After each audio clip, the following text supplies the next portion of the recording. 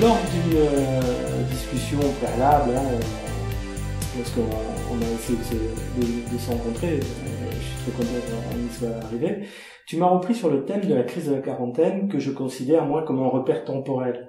Je pense que tu t'en souviens, on a parlé de cette crise de quarantaine qui est aussi un des thèmes de mon blog. Oui. Et pour moi, bon voilà, c'est un repère temporel de la nécessité de changer.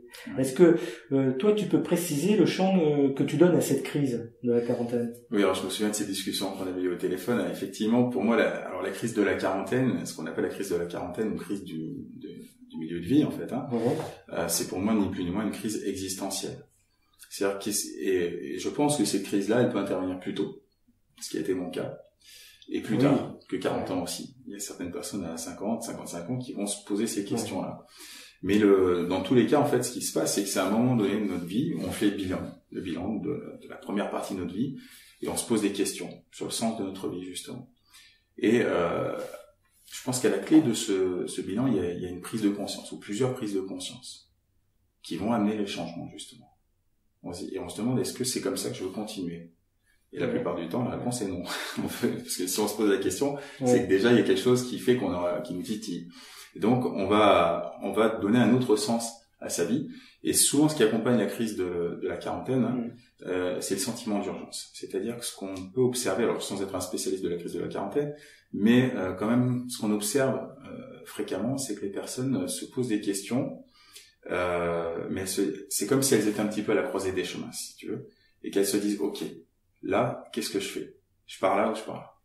Et c'est un peu maintenant ou jamais, si tu veux. Et c'est peut-être aussi pour ça qu'on observe parfois ce qu'on appelle des pétages de plomb, les burn-out. Voilà, les burn-out. Alors, les burn-out, c'est encore autre chose. C'est autre chose. Mais, les personnes qui vont changer radicalement de vie, mais comme ça.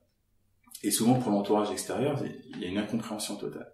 Et je pense que c'est ce phénomène qui se passe, c'est-à-dire qu'elles n'en peuvent plus, elles veulent changer, avec ce sentiment d'urgence qui font, parfois, elles vont prendre des décisions un petit peu trop rapides, trop hâtives. Oui, voilà. Il y a un petit peu ça. Mais oui, c'est vrai, la notion de décision, de toute façon, elle est primordiale. Oui. On voit bien, s'il n'y a pas de décision, il y a enlisement. S'il y a décision, il faut qu'elle soit bonne, parce que sinon on n'est pas épanoui. De préférence, ouais. Mais de toute façon, pour ces personnes-là, la décision, quelque part, c'est comme si elles n'avaient plus le contrôle.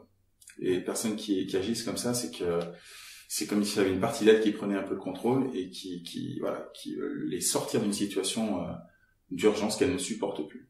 C'est la souffrance qui en fait devient tellement excessive qu'il faut absolument qu'il y ait un changement. Oui, c'est ça. Même si le changement n'est pas le meilleur, mais ce sera toujours meilleur que la situation actuelle.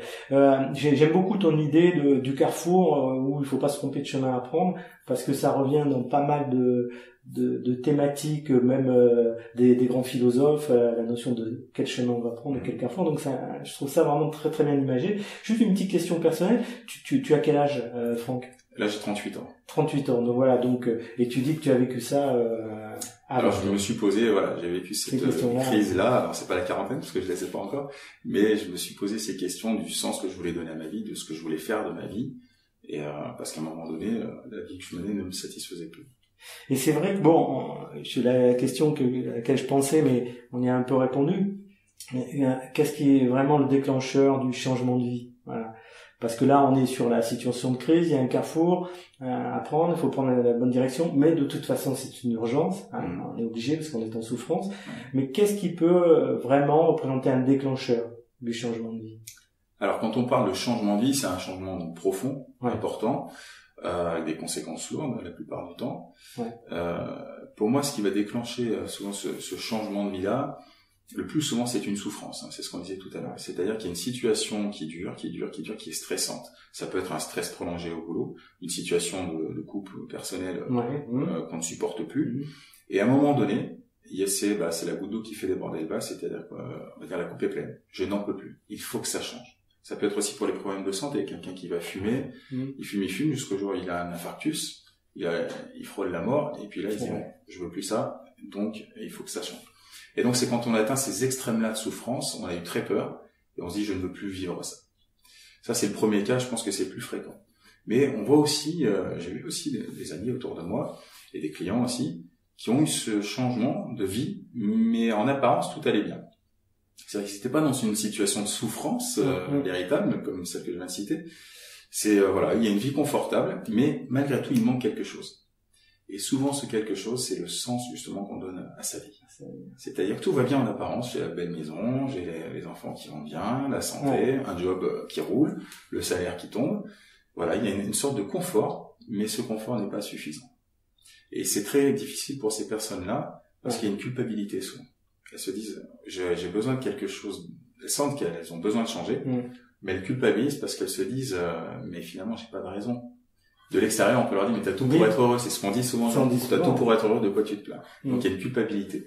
Et je pense que c'est une culpabilité qui est mal placée parce qu'elles ont un vrai besoin, qui a un besoin de s'épanouir, de s'exprimer, d'exprimer qui elles sont, et donc de donner du sens à leur vie.